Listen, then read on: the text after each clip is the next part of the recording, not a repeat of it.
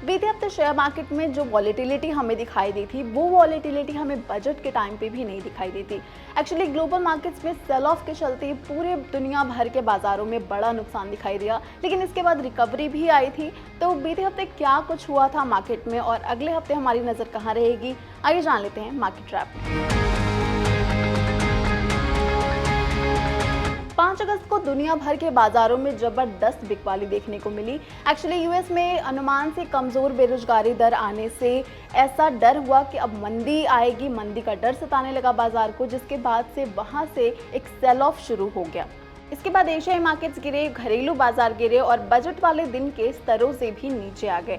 Japan में Nikkei 37 सालों बाद इतनी बड़ी गिरावट देख रहा था। इंडेक्स 12% गिरा, यहाँ तक कि फ्यूचर्स ट्रेडिंग रोकनी पड़ी और उधर कॉस्पी में लोअर सर्किट लग गया।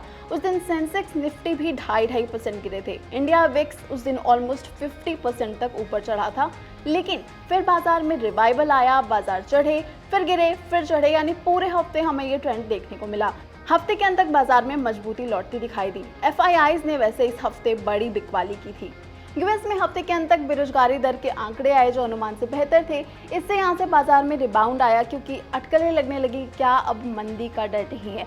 इसके अलावा सितंबर में यूएस फेड की ओर से एक बड़े रेट कट की उम्मीद लगाई जा रही है, जिसके चलते बाजार में एक पॉजिटिव सेंटिमेंट बना हुआ है।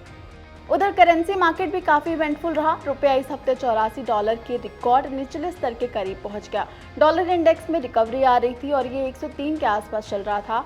बॉन्ड यील्ड अभी 3.9 के लेवल के करीब है। कमोडिटी बाजार थोड़ा सुस्त था, लेकिन ग्लोबल मार्केट्स में फिर भी सोने में रिबाउंड दिखा और ये $2440 के आसपास दिखाई दिया। वहीं चांदी 2.5% ऊपर चढ़ गई। ये हफ्ता बाकी बेस मेटल्स के लिए थोड़ा खराब रहा। कच्चा तेल $79 के ऊपर दिखाई दिया। अपार्ट फ्रॉम दिस, बीते हफ्ते आरबीआई एमपीसी का फैसला भी आया था। लगातार 9वीं बार रेपो रेट को 6.5% पर स्थिर रखा गया है और इसके साथ बाजार में पहली तिमाही के नतीजे भी एक बड़ा ट्रिगर थे। Eicher Motors, SAIL, Concor, India Cements, LIC, Vedanta जैसी कंपनीज के नतीजे आए। अगले हफ्ते Hindustan Copper, Hindalco, HAL, Balrampur Chini, Vodafone Idea, Hero MotoCorp, Voltas जैसी कंपनीज के नतीजे आएंगे। अगले हफ्ते 15 अगस्त है तो छुट्टी रहेगी। स्वतंत्रता दिवस पर बाजार बंद रहेंगे, लेकिन इसके साथ मैक्रो डेटा जैसे महंगाई के आंकड़े और ऑटो सेल्स के नंबर्स आएंगे। इसके अलावा ग्लोबल मार्केट्स पर नजर रहेगी। यूएस में वीकली डेटा के बाद बाजार कैसा प्रदर्शन करते हैं, यहाँ से एक सेंटिमेंट बनता हुआ दिखाई देगा और करेंसी और कमोडिटी बाजार के अपडेट पर भी हम सारी नजर रखेंगे। तो ये सारे अपडेट्स और बिजनेस की तमाम खबरों के लिए देखते रहें जी बिजनेस।